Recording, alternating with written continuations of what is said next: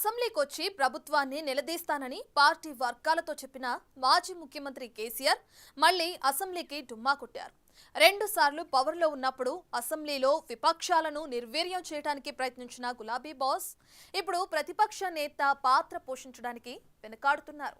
గత బడ్జెట్ సమావేశాల్లో వ్యవహరించినట్లు ఈసారి కూడా గవర్నర్ ప్రసంగం రోజు హాజరు వేయించుకుని వెళ్లిపోయారు. అంటే ఆయనకు అసెంబ్లీకి హాజరై చర్చల్లో పాల్గొనే ఉద్దేశం లేదా? ఈ బడ్జెట్ సమావేశాల్లో ఆయన మళ్ళీ కనిపించరా?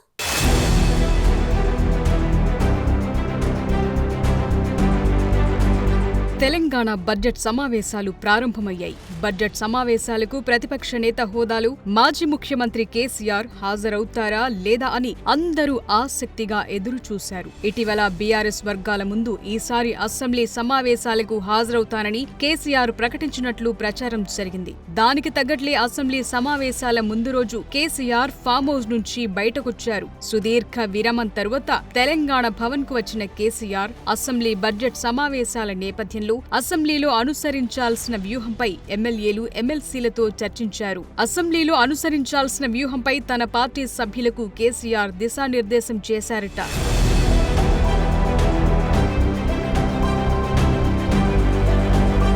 దాంతో తెలంగాణ బడ్జెట్ సమావేశాలు స్టార్ట్ అయినప్పటి నుంచి కేసీఆర్ పైనే అందరి దృష్టి పడింది. అనుకున్నట్లే సభకు హాజరైన గులాబీ బాస్ గవర్నర్ ప్రసంగం రోజున సభలో కనిపించారు. 6 నెలల తరువాత సభకు వచ్చిన కేసీఆర్ ప్రతిపక్ష నేత హోదాలో బీఏసీ సమావేశానికి హాజరు కాలేదు. 2వ రోజు బడ్జెట్ సమావేశాల్లో భాగంగా గవర్నర్ ప్రసంగానికి ధన్యవాద తీర్మానం జరిగినా కేసీఆర్ డుమ్మా కొట్టడం చర్చనీయాంశంగా మారింది. ఆ క్రమంలో సభా ప్రాంగణంలో ఎవరిని కదిపినా కేసీఆర్ అసెంబ్లీ హాజరుపైనే చర్చ నడుస్తోంది.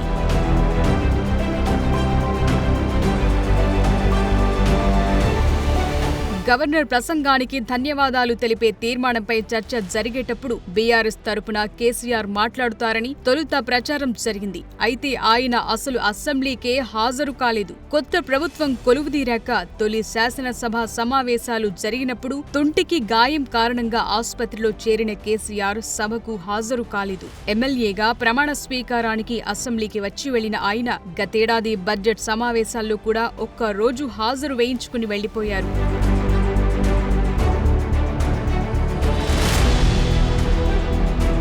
ఈ నేపథ్యంలో ఆయన ఈసారి బడ్జెట్ సమావేశాలకు హాజరు కానున్నారని పెద్ద ఎత్తున బీఆర్ఎస్ వర్గాలు ప్రచారం చేశాయి. కానీ సమావేశాలు ప్రారంభమైన మొదటి రోజు గవర్నర్ ప్రసంగానికి హాజరై 2వ రోజు సభకు రాకుండా ఆయన ముఖం చాటేశారు. అయితే ఈ నెల 19న బడ్జెట్ ప్రవేశపెట్టే సందర్భంగా కేసీఆర్ సభకు వచ్చే అవకాశాలున్నాయని బీఆర్ఎస్ వర్గాలు చెప్తున్నాయి.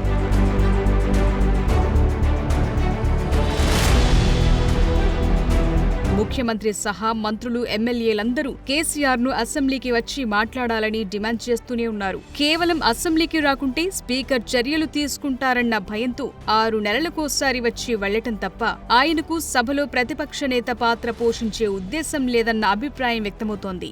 ఆ క్రమంలో కేసీఆర్ ప్రతిపక్ష నేతగా జీతభత్యాలు పొందుతూ అసెంబ్లీకి రావటం లేదంటూ అసెంబ్లీ స్పీకర్ గడ్డం ప్రసాద్, అసెంబ్లీ సెక్రటరీ హస్తం పార్టీ నేతలు ఫిర్యాదు చేసే వరకు వచ్చింది పరిస్థితి. అయినా ఆయన తిరిగి అసెంబ్లీకి డుమ్మా కొట్టడం అటు పొలిటికల్ సర్కిల్స్ తో పాటు పబ్లిక్ లోనూ విమర్శల పాలవుతోంది.